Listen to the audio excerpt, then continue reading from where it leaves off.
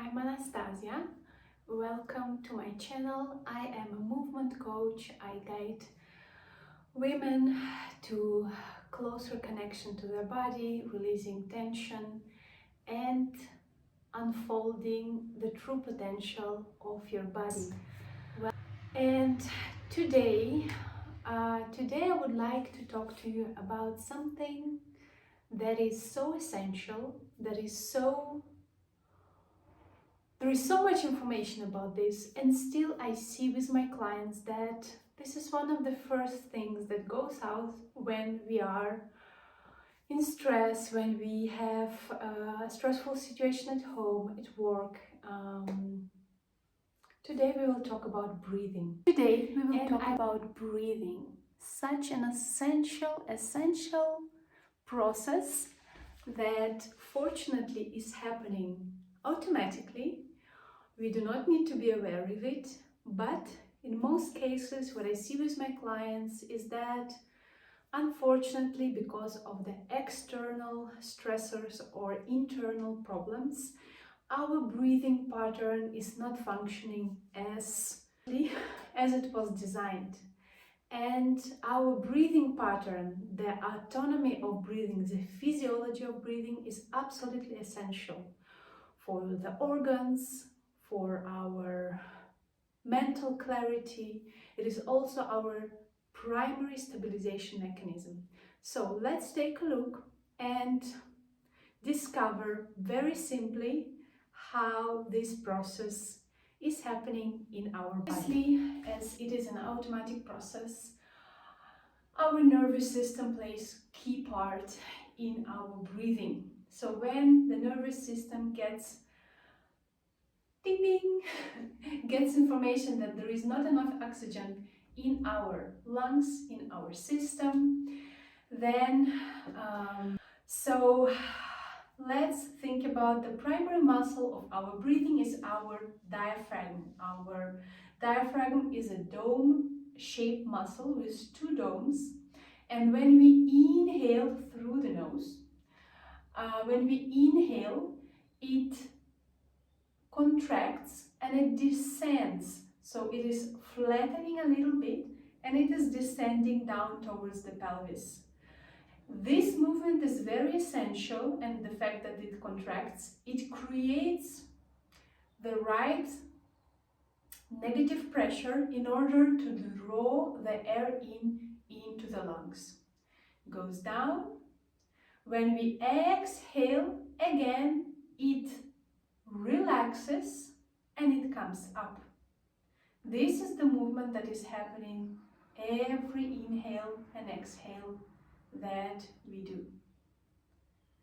And it also obviously pushes a little bit the ribs to the sides, to the front, to the back. And this is the movement that is happening. You can show it with your hands to get a better understanding of what is happening. So good. Let's take the other hand. The other hand will represent our pelvic diaphragm. So the muscles that we have down that form as a kind of basket that holds all of our organs. And it has different layers and it attaches to different bones of our pelvis. Diaphragm, respiratory diaphragm and pelvic diaphragm work together.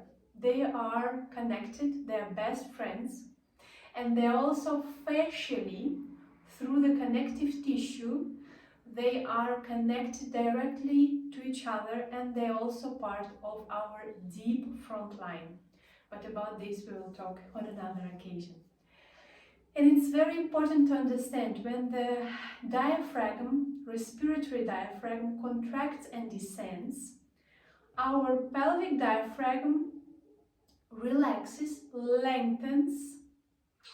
Lengthening is a better word. It lengthens and it kind of also give the elasticity a little bit down to allow the organs, the fluids also to have this little movement down. Then when we exhale without our special tension, it contracts on itself, on its own. It contracts and it goes up a little bit, okay? So this is basically the movement that we have, and it's very essential.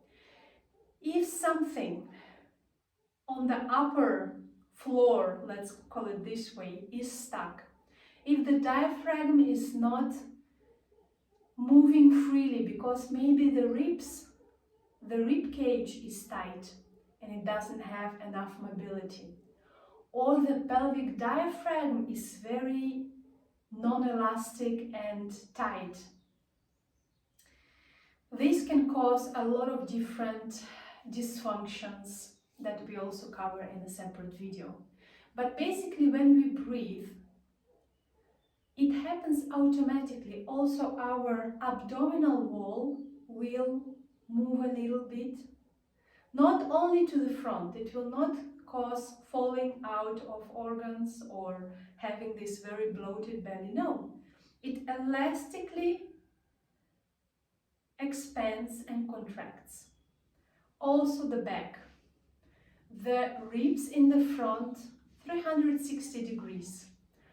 Also here, the front of our chest, the clavicles, our sternum, all of these different structures, bones, muscles, all of them make part of this amazing,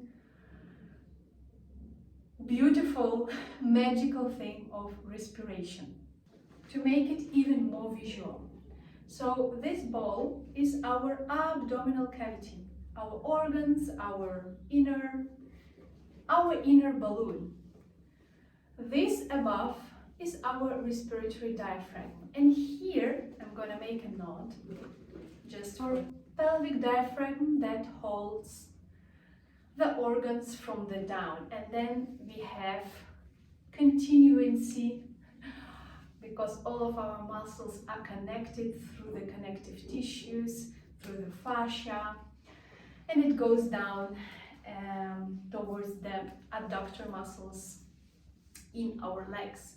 And let's just visualize our breathing. Inhale and exhale, and you can close your eyes for a second, and you can show it with your hands, or just take a moment and visualize this. With each inhale,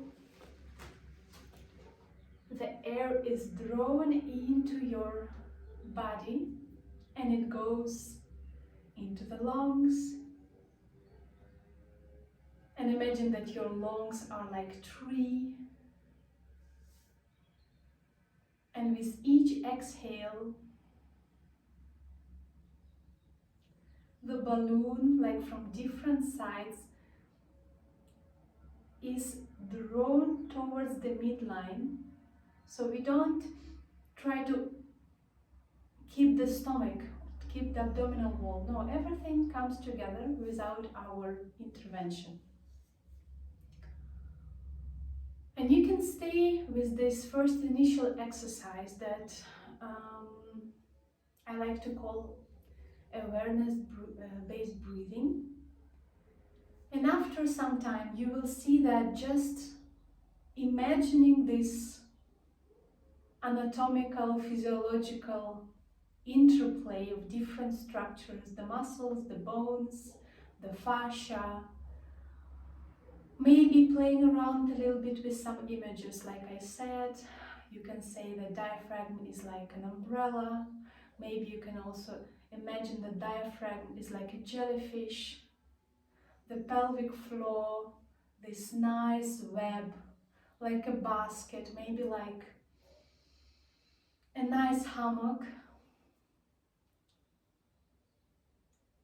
Already this changes the way you breathe.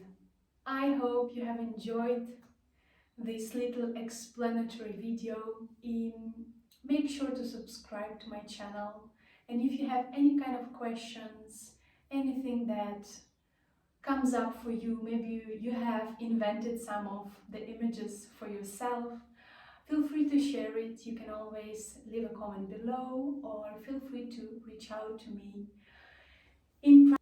Enjoy your breathing and I see you soon.